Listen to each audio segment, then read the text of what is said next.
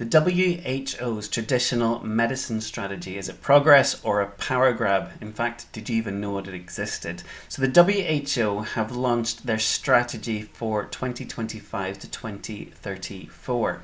And I want to talk about the World Health Organization's new landmark strategy on traditional medicine. On the surface, it sounds like a victory that a global health body finally is acknowledging and valuing herbal, indigenous and traditional healing practices.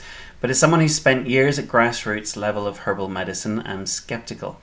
There are real risks, and this is less about empowering communities and much more about centralizing control, sidelining practitioners, and letting money, not wisdom, dictate the future of health. It matters because 80% of the world's population relies on traditional medicine, rooted in land, culture, and generations of lived experience.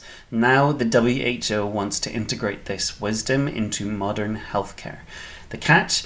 This integration is only going to be allowed if it meets so-called evidence-based standards. In other words, standards set by Western science, often ignoring context, culture, and centuries of safe use.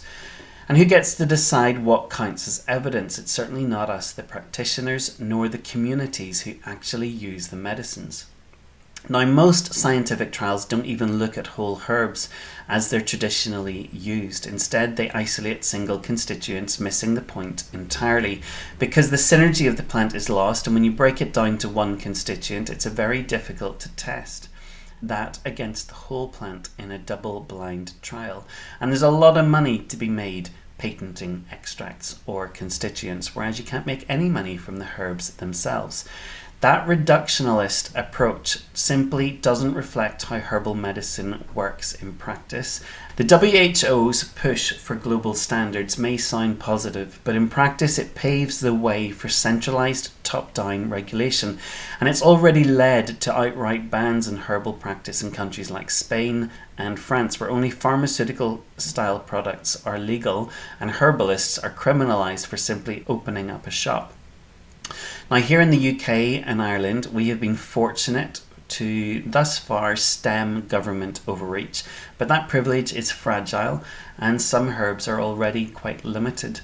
Kava kava is one such herb that we're not able to bring into the UK despite it being used globally. The consultation process of this WHO strategy itself was deeply flawed. Herbalists were excluded, and there is a lack of transparency. Many of us who work in the field didn't even know the consultation was happening, and it was only open to the general public for a month.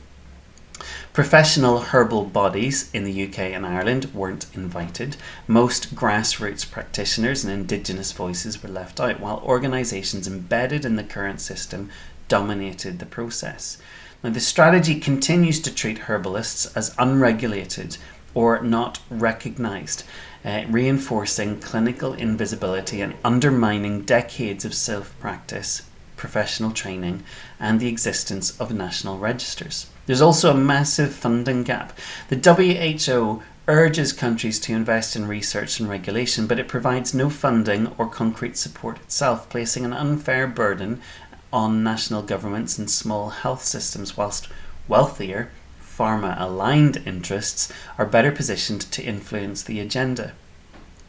The strategy plays lip service to the indigenous knowledge, but always defers to Western scientific validation. This risks marginalising knowledge rooted in land, culture and lived experience, and may lead to the loss of oral traditions that don't fit scientific templates. Even in Ireland, some of our oral traditions have only recently been written down. Intellectual property and biopiracy are also real concerns. The document discusses sharing benefits from biodiversity and traditional knowledge, but pharmaceutical companies are already pushing back, arguing that paying for access would hinder innovation. There's a real risk that indigenous knowledge will be mined for profit without fair compensation or respect for custodianship. The WHO frames regulation as a way to crack down on fake cures, but it fails to distinguish between fraudulent operators and legitimate qualified practitioners. It's a blanket approach that can justify draconian restrictions on all herbal practice. Now, remember what happened during COVID when herbal knowledge was suddenly censored online. Who's to say that won't happen again? There's also an agricultural warning here. Centralised, science-based regulation in agriculture has led to monocultures, loss of biodiversity and corporate control.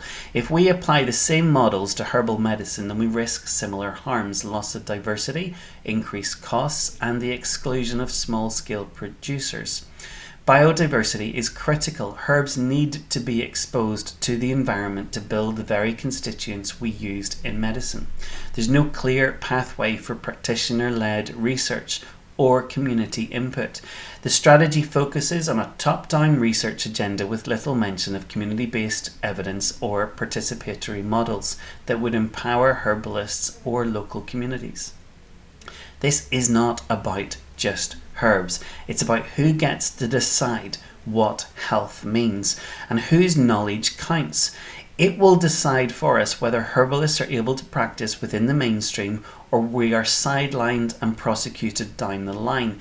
If we want a future where traditional medicine thrives, then we need to have real representation, not just token consultations. We need to empower farmers, practitioners, and communities, not hand control to distant regulators or multinational corporations.